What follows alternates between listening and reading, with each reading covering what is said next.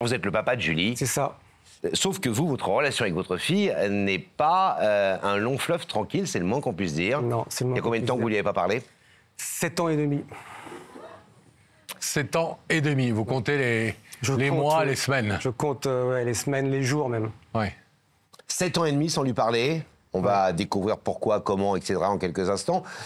En clair, votre histoire, elle est relativement simple. Ouais. Vous avez rencontré la maman de Julie. C'est ça. Vous avez eu des enfants. Deux. Dont Julie. Dont Julie. Et un garçon. Nicolas. Nicolas. C'est ça. Tout s'est bien passé au début. Je m'occupais énormément de mes enfants. Mon ex-femme, à l'époque, travaillait de nuit. Donc, voilà, je les ai langés, je les ai nourris, voilà, j'adorais ça. Le temps a passé et il s'est passé quelque chose de très important pour ma fille. Elle avait 12 ans ou 13 ans. Sa petite copine, sa meilleure amie... Sa meilleure amie de collège. Est décédée d'un cancer du foie. Et dans son cerveau, ça a vrillé, évidemment. Et à ce moment-là, j'ai pas su lui parler. J'ai pas su aller la voir. La réconforter. La réconforter. Et depuis ce temps-là, on s'est éloignés au fur et à mesure. De plus en plus, ça allait de moins en moins dans mon couple. Donc j'étais souvent parti la semaine. Et le week-end, je m'enfuyais parce que j'avais besoin de liberté. Je m'enfuyais en montagne. Donc je ne la voyais pas beaucoup, on ne se parlait pas beaucoup. C'était un petit peu très compliqué à la maison. La maison devenait un peu lourde, c'est ça? C'est ça. À force de vous enfuir en montagne, les week-ends, un jour, vous n'êtes jamais revenu. C'est ça. En septembre 2016, je suis parti parce qu'il fallait que je parte. C'était ça, ou alors j'allais exploser. Ça faisait 6 mois qu'on vivait en cohabitation, on va dire. Avec la maman? Avec le divorce en vue. Donc c'est très compliqué, très conflictuel. Les enfants autour de ça. Hein. Et je suis parti en Haute-Savoie, dans ma montagne. Mais je l'ai pas bien fait. Je l'ai mal fait. J'ai pas expliqué. Vous avez claqué la porte, vous n'avez pas trop parlé à tout le monde. C'est ça. Vous avez dit à votre femme, ça s'arrête entre nous. C'est ça? C'est ça. Vous avez disparu sans donner de nouvelles pendant un bon moment. Pas vraiment sans donner de nouvelles, mais oui, je suis parti loin. Et voilà, et je suis revenu qu'en mai 2017. Parce que j'ai Donc on rentre à la maison en mai 2017. Ouais. Pour quelle raison vous êtes rentré? Parce que... Pour les enfants? Voilà, il fallait que je les voie, que je leur parle. Parce que j'ai vécu 8 mois là-bas quand même, en passant un hiver en Haute-Savoie, ce qui n'est pas rien, tout seul, mais vraiment tout seul. Donc j'ai eu ma pénitence. Vous avez vécu comme un ermite, quoi. Ouais, j'ai eu ma pénitence. J'avais besoin de les revoir, de leur parler, mais à ce moment-là, tout s'est refermé. Personne ne vous attendait. Voilà, personne ne m'attendait, tout s'est refermé, que ce soit les messages, le téléphone, rien. Mais là, vos enfants vivaient encore à la maison quand vous êtes rentré? Oui.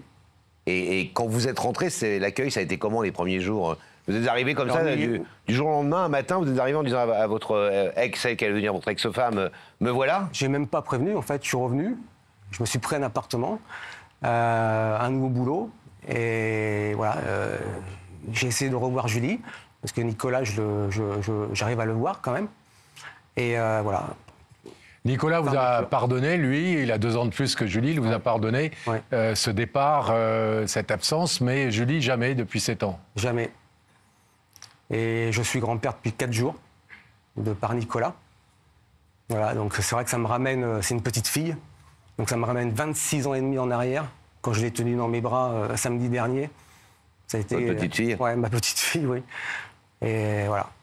Et vous avez dit, il y a un truc que j'ai raté. Ah oui, complètement.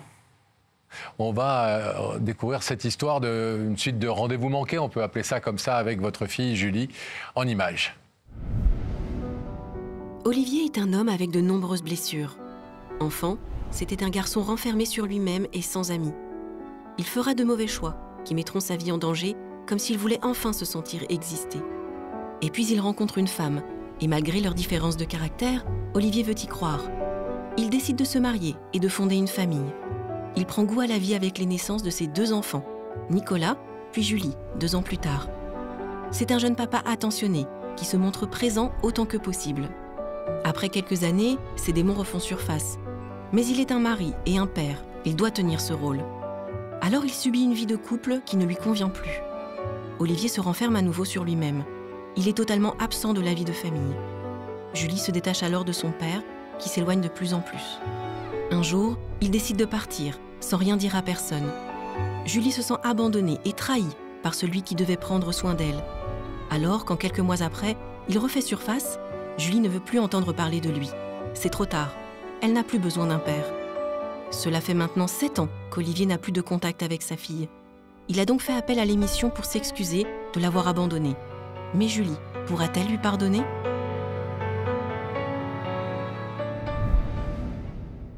Qu'est-ce qui fait que votre fille, vous avez une explication quand vous êtes revenu avec elle, vous lui avez dit voilà, bon bah pardon, je suis parti pendant quelques mois, j'allais pas bien, bon vous avez expliqué comme un homme doit s'expliquer normalement, et ça a été quoi sa réaction? Elle a même pas essayé d'ouvrir son cœur en disant, en vous posant des questions, non, parce que en disant papa explique-moi, j'ai même pas pu lui parler en fait. Mais pourquoi? Parce que la porte était fermée, j'ai pas pu ni la joindre, je savais plus où elle était, voilà. Elle avait déménagé avec mon ex-femme dans un appartement. Voilà. Et votre ex-femme, pas de nouvelles non plus? Non. Et elle n'a jamais essayé, elle, de faire le lien, cette ex-femme, avec non, la maman de votre fille, quand même? J'ai tenté plusieurs fois de lui dire, écoute, on divorce, certes, on n'est pas les seuls. Hein. Est-ce qu'on peut rester, non pas amis, mais se voir quand même pour les enfants, rester en contact? Ça a été un non... Vous entendez bien avec votre fils? Oui, mais on en parle. Vous le voyez? Oui, je l'ai vu ça. Et vous ne parlez jamais de sa sœur? Très rarement. Très rarement. Quand j'évoque le sujet, c'est un peu un sujet tabou. Il est au courant de votre démarche? Non. Ah, père, mais vous parlez à personne, vous, hein? Non. Vous êtes reparti dans votre montagne, on m'a dit de parler à intellectuellement. personne, je parle à personne. Non, non. Ah, vous n'avez pas dit à votre fils que vous veniez essayer de reconquérir le cœur de votre fille? Non. Sa sœur? Non, non, parce que je veux vraiment garder ça jusqu'au bout secret. Donc vous êtes devenu grand-père et ça a créé un déclic. Oui, alors... Ça fait partie des raisons qui vous poussent à être là ce soir. Oui, alors... oui, parce que j'ai appris ça, c'était en juin ou juillet, donc oui, oui. Et quand j'ai su que l'émission allait reprendre, j'étais très content. J'ai dit, allez, il faut que je tente le coup. Parce que je vous ai suivi depuis toujours, hein, même depuis il n'y a pas photo, je vous connais. Ouais. Et voilà, oui, oui, je me suis dit, il faut que je tente le coup. C'est peut-être ma dernière chance, entre guillemets, vu que toutes les autres voies sont bloquées, sont bouchées. C'est ma seule chance, sans doute, de lui parler. Pourquoi est-ce que vous pensez que le fait de l'amener ici ce soir sur le plateau, dire que la vérité qui compte, ça va être suffisant? Et je vais même rajouter un petit truc un peu négatif dans ce que je vais dire dans 2 secondes. Ça va être suffisant pour éventuellement faire ouvrir son cœur. On verra si elle ouvre le rideau tout à l'heure, mais au moins son cœur. Et deuxièmement, est-ce que vous ne craignez pas, je scie un peu la branche sur laquelle on est assis, toute notre équipe, mais il faut dire la vérité, que vu la personnalité et vu vos relations jusqu'à présent, votre fille se dise t'avais rien trouvé de mieux que de m'inviter sur un plateau de télé et de me mettre à l'affiche, comme disent les jeunes, et de faire en sorte que voilà, on lave notre linge sale en famille. Oui, j'y ai pensé. Et pour tout dire, je m'attends. Je me suis préparé à ce qu'elle n'ouvre pas ce rideau. Il faut au moins qu'elle m'écoute et que je puisse lui dire ce que j'ai sur le cœur ce soir. Et c'est ma fille, je ne peux pas vivre sans elle. J'ai tout pour être heureux. Dans ma vie, il me manque ma fille. On va être très honnête avec vous, amis du public ici, là, et puis vous qui le regardez chez vous. Vous savez que avant qu'on commence chacune des séquences, évidemment, nos journalistes nous disent un peu l'état en coulisses, des gens qui arrivent, comment ça se passe, tendu, pas tendu. Et j'ai pas une... Alors, je devrais pas vous dire ça parce que ça, là encore, j'espère que ça va vous casser vos ailes. Mais votre fille est un peu... Ah, mais je sais, ça m'étonne pas. Elle est un peu revêche. Tout à fait. Je sais pas si elle doute que c'est vous, mais... Il y a des chances. Oui. En même temps, elle est là. Elle est là. Ça, c'est la première bonne nouvelle, c'est qu'elle est venue. Ouais. Elle aurait pu ne pas venir, elle aurait pu refuser. Elle est là. Donc c'est déjà un premier pas. D'ailleurs, c'est la première chose qui m'a, entre guillemets, étonné. J'ai fait la démarche de cette émission. J'ai dit, allez, on y va. Mais j'étais, allez, à 80%, j'étais sûr qu'elle viendrait pas. Elle viendrait pas. Donc déjà, c'est une bonne surprise. Au moins, elle est là. Vous allez pouvoir la voir dans quelques instants au travers des des écrans et peut-être, et on fera tout pour évidemment, acceptera-t-elle au moins de vous écouter. C'est ça. Bien, on vous abandonne quelques Courage. instants, Olivier. On vous laisse avec le public. Merci. À tout de suite. Le rideau se referme derrière nous afin qu'on puisse rétablir le contact avec la loge où nous attendent Rebecca et Julie. Eh bien, Julie est un peu plus détendue que tout à l'heure, je crois. Eh ben voilà. C'est bien? C'est bon. Alors, c'est le moment. Julie, je vais vous demander de vous lever. Vous allez suivre Sam et la vérité est au bout du couloir. Merci.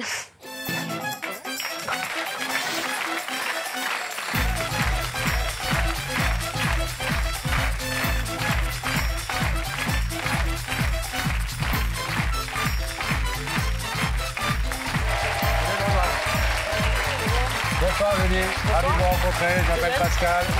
Voici Laurent. Ça va bien? Ça va. Merci vous. Julie, vous venez d'où? D'à côté d'Avignon. Belle région. Belle région. Vous y habitez depuis longtemps? Depuis 2 ans. Et vous travaillez dans quoi? Je suis fonctionnaire, je travaille en mairie. D'accord. J'imagine que vous êtes, Julie, posé des tas de questions sur le pourquoi du comment de votre arrivée sur le plateau de Bataille-Fontaine ce soir sur C8. C'est ça, exactement. Vous devez y réfléchir depuis quelques jours. Nos journalistes ne vous ont pas dit qui était la personne selon la consigne que vous connaissez. Ouais. Vous avez des idées? Pas du tout. Aucune idée. Non. Un ex? Normalement, non. Un futur? Une déclaration d'amour? On verra bien. On verra Je bien. suis là pour ça, Quelqu'un que vous n'avez pas eu depuis très longtemps? peut-être. Copine d'enfance, copain d'enfance, etc. Vous savez qu'on est une machine à remonter le temps dans cette émission. Parfois, on fait des surprises aux gens. 20 ou 30 ans après, ils retrouvent quelqu'un qu'ils ont connu dans leur passé. Donc, pas d'idée. Non. Est-ce que je vous propose, Julie, un petit indice? Je veux bien. Quelqu'un va vous poser une question. Julie, est-ce que demain est le premier jour du reste de ta vie? C'est vague. C'est vague. C'est du Étienne Dao. Très jolie chanson et joli film de Rémi Besançon. Est-ce que demain, il y a des gens comme ça qui pensent que chaque jour qui passe, le lendemain matin, c'est le premier jour du reste de sa vie, donc d'une éventuelle nouvelle vie, d'aventures qui peuvent arriver, etc. Ou est-ce que les jours se suivent et se ressemblent un peu et vous estimez que vous n'êtes pas très fan de grandes ruptures ou de grandes cassures comme ça? Non, après, c'est sûr que chaque jour, il peut se passer quelque chose de différent. Après, à dire que c'est le premier, je sais pas, mais Est-ce que je vous propose un deuxième indice? je veux bien. Ça se passe au même endroit et une autre question va vous être posée. 1 de perdu, 10 de retrouvé. Est-ce que tu es d'accord, Julie? Un de perdu, 10 de retrouvé. On aimerait bien. Ça dépend sur quoi, mais... Ça ouais. dépend dans quoi, oui. Ça reste encore vague, mais... J'ai toujours pas d'idée, hein, comme ça. Non, Là, toujours pas d'idée. Non, là, ça m'a encore plus brouillé, je pense. Le problème de nos indices, parfois, ils sont parfois clairs, parfois pas si clairs que ça. Ah non, pas clair du tout. Hein. Pas clairs du tout. Non, là... On engueulera nos équipes comme il se doit, il y aura des punitions. Ah, il va y avoir de la comptabilité dans l'air. Hein. Oh là là. Julie, est-ce que je vous propose alors, pour vous éclairer un peu plus, de regarder de l'autre côté de ce rideau à travers les écrans pour découvrir le visage de la personne qui vous invite ce soir? Bien sûr. Fixez ces écrans et la régie va faire apparaître cette personne qui se trouve de l'autre côté du rideau, qui a une vérité importante à vous dire.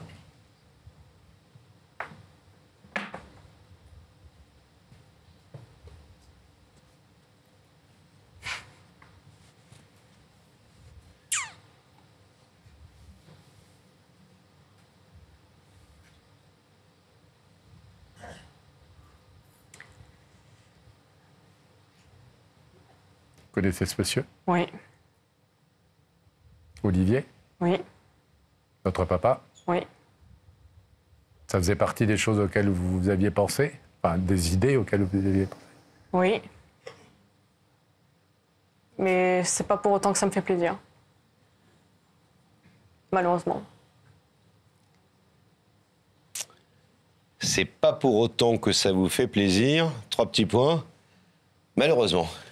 C'est ça. Pourquoi ce malheureusement? Parce que, à l'ordre d'aujourd'hui, je suis pas ni prête ni à le voir, ni à lui parler. Combien de temps que vous n'y avez pas parlé? Plusieurs années. 7 ans et demi. 7 ans et demi? Oui, à peu près, ouais. Et pour l'instant, ça change pas. Alors, vous n'êtes pas prête à le voir. Vous n'êtes pas prête à lui parler. Est-ce que vous êtes d'accord pour écouter ce que Olivier a à vous dire? Oui, mais je suis pas sûre que ça changera grand-chose.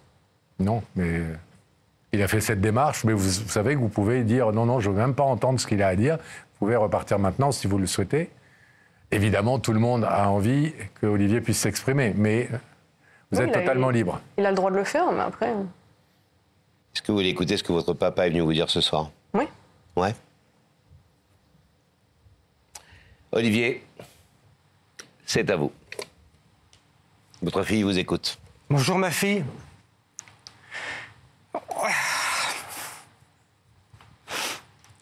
Je t'ai fait venir ce soir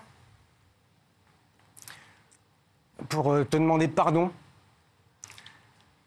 de tout ce que j'ai pu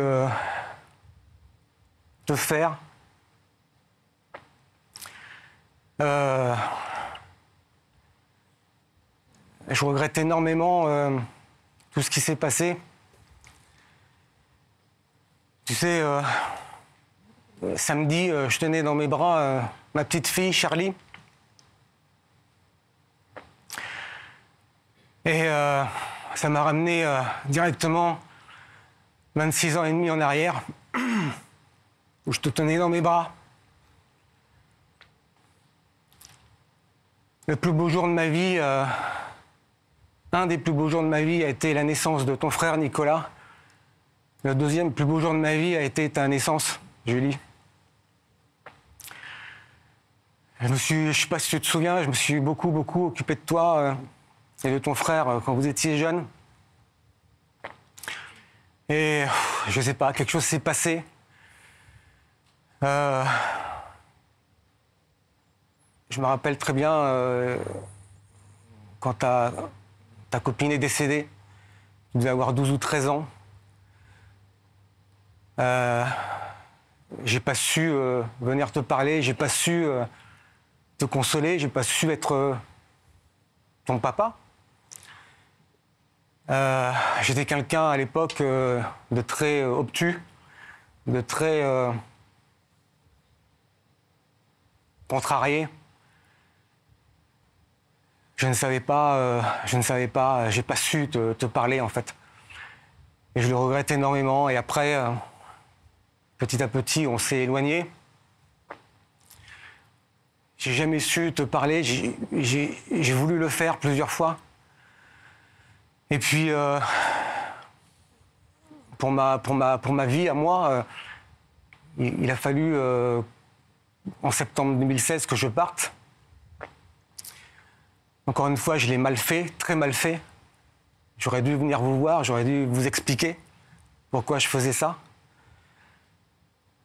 Mais encore une fois, ma lâcheté a fait que je ne l'ai pas fait. J'ai pas su venir vous voir, je vous ai pas parlé, je suis parti en vous laissant. Et quand je suis revenu, évidemment, et c'est compréhensible, toutes les portes étaient fermées.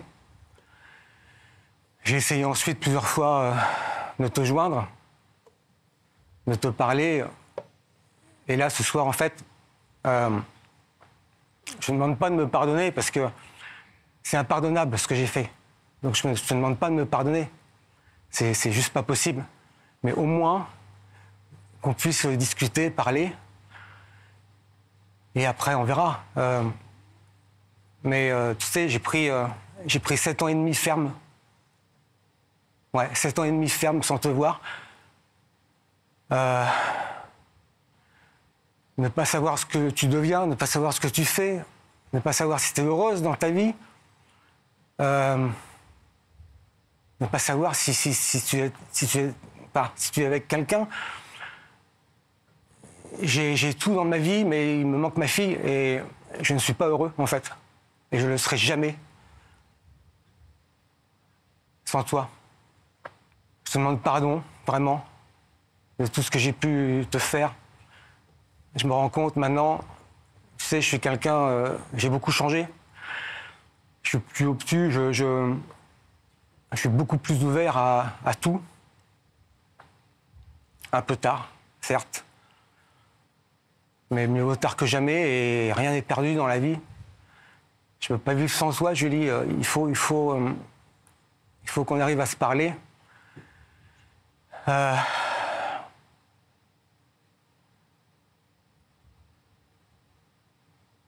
Je t'aime. Ça faut pas que...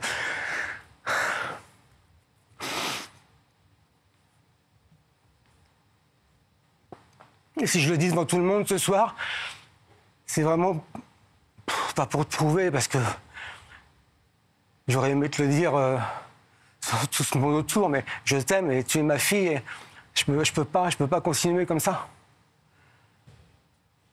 Je t'aime, ma fille.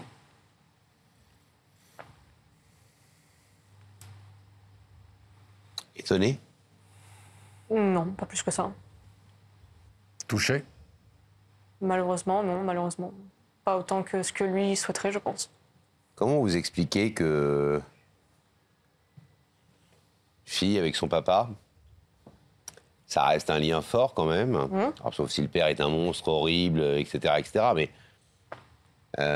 votre papa nous a expliqué sa vie, l'espèce de nervous breakdown qu'il a fait à un moment donné dans sa vie parce qu'il supportait plus sa vie, il se supportait plus lui-même, il était dans un état psychologique où il se sentait plus capable d'assumer, d'assurer, etc., etc.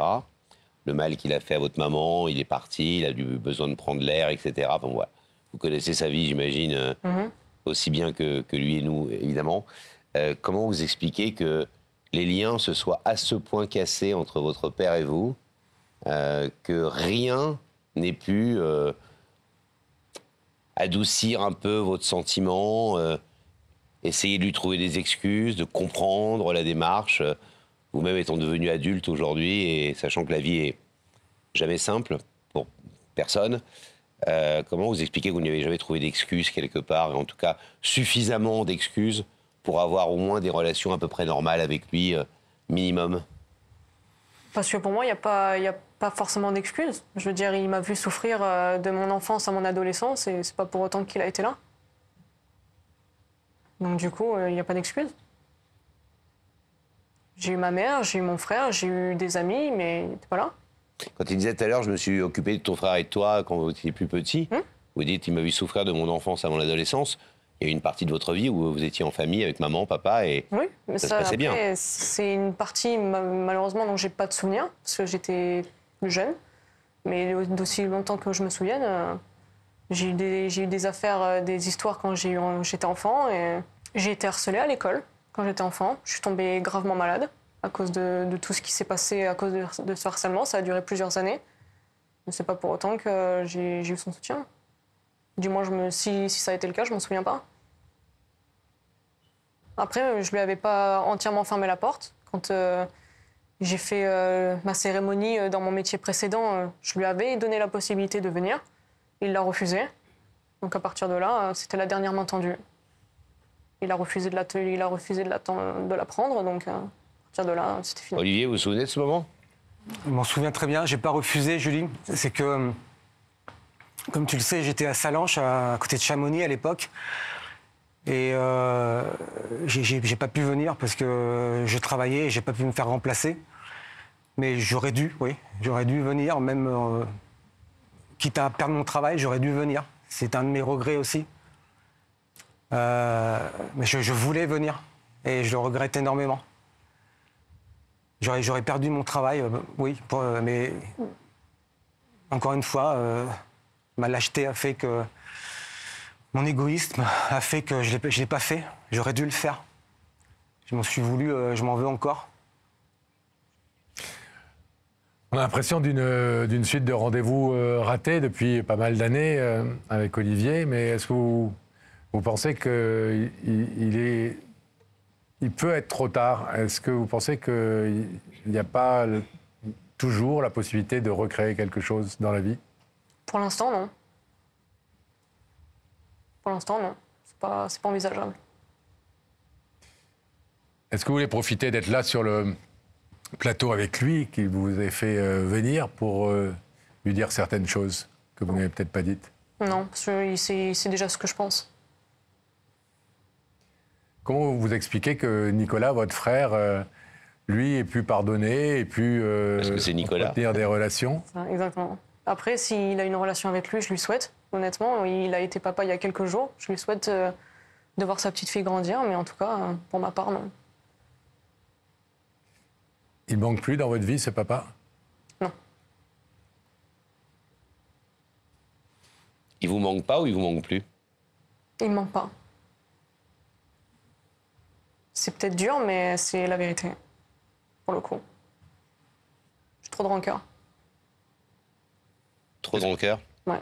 Ça veut dire que vous pensez que le temps pourrait arranger les choses?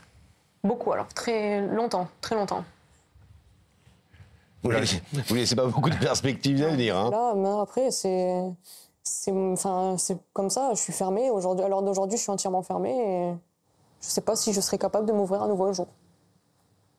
Je suis pas en mesure, là, aujourd'hui, de dire oui, un jour, je m'ouvrirai à nouveau. J'en sais rien. Vous vous rendez compte quand même de l'importance de la démarche qu'il fait ce soir, devant tout le monde, de venir dire j'ai été un père nul pendant des années et des années, j'ai vraiment manqué mes rendez-vous avec toi, j'ai pas été là quand il aurait fallu, et je te demande pardon. Vous savez qu'il faut quand même beaucoup de courage pour faire ça devant des J'en doute pas. centaines de milliers de téléspectateurs, devant le public qui est là, devant nous. J'en doute pas, mais après, c'est pas faute de lui avoir déjà dit dans le passé ce que je pensais. Donc, je pensais pour le coup qu'il avait plus ou moins compris, mais... Oui, mais la question que je vous pose, c'est est-ce que vous entendez dans cette démarche la preuve d'amour qui la sous-tend? Oui, mais pour l'instant, c'est insuffisant, clairement. Et je sais pas si un jour, ça suffira à ce que ça me fasse changer d'avis. Olivier, est-ce que vous voulez encore dire quelque chose à Julie avant qu'on lui demande de se lever selon le principe de l'émission face au rideau? Écoute, je comprends tout à fait. Tu sais, le temps passe vite. J'ai 54 ans, le temps passe vite, on ne sait pas ce qui peut se passer. La vie passe vite. Et j'aurais vraiment pas à partir avant de pouvoir te parler. Je t'aime de tout mon cœur et je comprends très bien. Ce soir, je m'étais préparé. C'est impardonnable, je te l'ai dit. Je voudrais juste que un jour, on arrive à discuter, à se parler entre adultes. Et petit à petit, à reprendre contact. Mais n'oublie jamais que je t'aime et n'oublie jamais que la porte sera toujours ouverte, quoi qu'il arrive. Quoi qu'il t'arrive dans la vie, tu pourras compter sur moi. Ne l'oublie pas, s'il te plaît. Julie, on n'est vraiment absolument pas là pour vous donner une quelconque leçon, parce que chacun construit sa vie avec ses armes, son vécu, son expérience. Et personne n'est là pour juger, surtout pas, ni votre décision, ni ce qui a amené au fait que vous vous trouviez tous les deux là, de part et d'autre de ce rideau. Et on ne juge pas non plus Olivier, parce que on est parents tous les deux et on sait à quel point c'est difficile d'être... c'est le métier le plus difficile du monde, on le dit souvent. Et une expérience personnelle ne fait jamais une règle générale, mais moi je peux vous dire que moi je n'ai pas parlé à mon père pendant 6 ans, qu'il a disparu et que ça reste un regret éternel. Voilà. Après vous faites ce que vous voulez de tout ça, bien évidemment. Je vais vous demander de vous lever face au rideau. Olivier est venu vous dire pardon ce soir. Vous dire aussi que sa porte reste ouverte, même si vous laissez ce rideau fermé. Il aimerait évidemment qu'il s'ouvre. Vous êtes totalement libre, vous savez, c'est le principe de cette émission, de repartir ou d'ouvrir le rideau. Qu'est-ce que vous décidez? Je repars. Vous repartez? Oui. Vous avez un dernier mot à lui dire? Non. Julie, on vous laisse repartir. C'est votre entière liberté. Merci beaucoup. À bientôt, merci. Au revoir. On va rouvrir le rideau.